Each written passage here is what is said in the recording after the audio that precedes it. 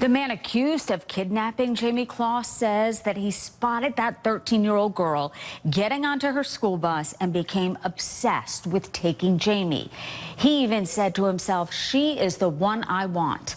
Jake Patterson's shocking police confession detailing how he plotted the kidnapping with precision, even admitting to making multiple attempts to take her as he waited for the perfect opportunity.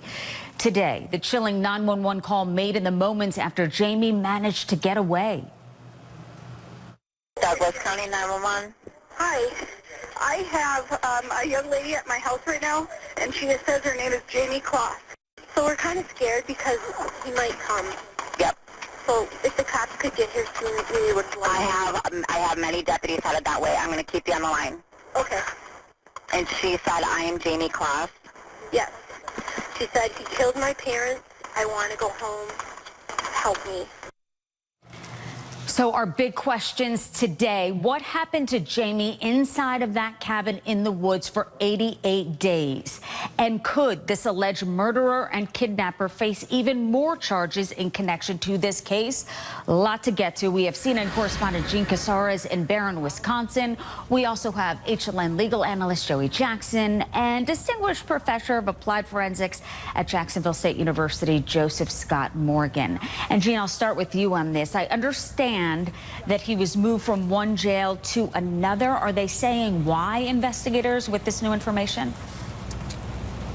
They're saying that it was a decision they made. I spoke with the sheriff not too long ago, and he said, "We had a reason. I'm not going to go into that, but it was not a security issue. It was just that we decided we wanted to move him." So it is the adjoining county, Polk County. It's the local jail in that county. Of course, this right here is where so much happened, right? The alleged murder by him of her parents and the abduction charge, and then also the armed burglary charge of the home. That's all right here in Barron County. So that's why he was being held naturally in the local jail, but they made the decision to move him. And what did you notice? Were you able to see him in court? Was he in a specific room? And did you notice any emotion, Gene? It was video conference from the jail, and so it was on a very big screen in the courtroom, so everybody was looking at that screen. And as I looked at him, it appeared that it was just sort of another day, and Right. it seemed to be routine. He listened to the charges, not really affected by it one way or the other. But the emotion was in the courtroom because his father was on the defendant's side, and he started to just sob when he first saw his son on the screen, even before anything had been spoken, and just buried his head, the father, into what we now know is his son's shoulder. And on the other side, the victim's family, they were there in mass. I counted 16 family members of Jayme Closs, their arms around each other as they were listening. And when the judge ordered $5 million bail, I saw one of her aunts shake her head. "Good," I heard her say to the relative next to her. Yeah, as more details come out, Joey, Jayme says she was forced to do the unthinkable. At one point, hiding under a bed, could hardly move when people would come to his house. Here's part of that 911 call, which states that, and then we'll talk about it, Joey. She has no idea where he is. She told me that when he leaves her, she doesn't know that he's gone. He turns the music up real loud. Sometimes he has people come over to watch her. People to come over. He's pushed you, hides you under a bed. He has hidden her under a bed. His asked her, she said all the people that hang out at his house apparently do not know who she is. Joey, and I'm imagining that is one of the reasons that the officers at the presser said, "We want to congratulate Jayme," or say, "Good job for being so courageous and being able to get out of there." And does it stand out to you, Joey, that there was bail set at all, $5 million?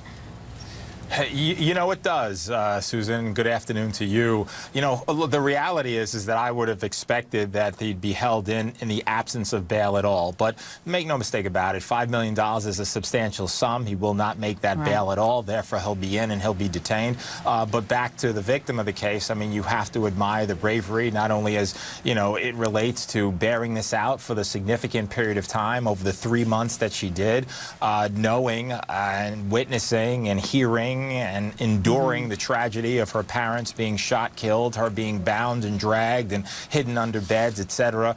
And so it begs the question as to whether or not he acted alone. We know he faces a mandatory life sentence, which is precisely what he should get. We know the state doesn't have the death penalty, so that's off the table. But it raises the question as to what others in the home knew. I mean, did they just think that there was some strange girl there who was young, who was just hanging out in a bedroom? Or did they have occasion or reason to know more?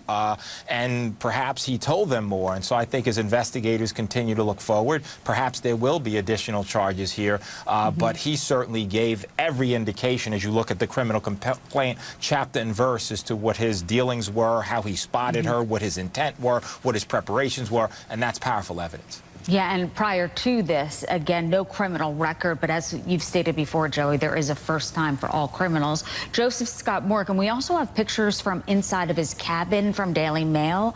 I'm guessing there is a huge amount of evidence in there in terms of forensics.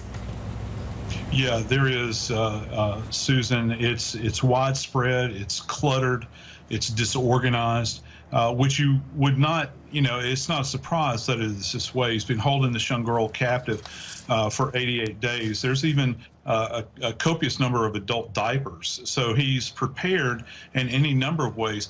One thing that is key here that keeps ringing in my ears relative to this is that she was not found in the residence. So my assumption moving forward is that any defense that is put up for him is going to make quite a bit of hay out of that. They'll grasp for straws relative to that, saying, how can we prove that she was there?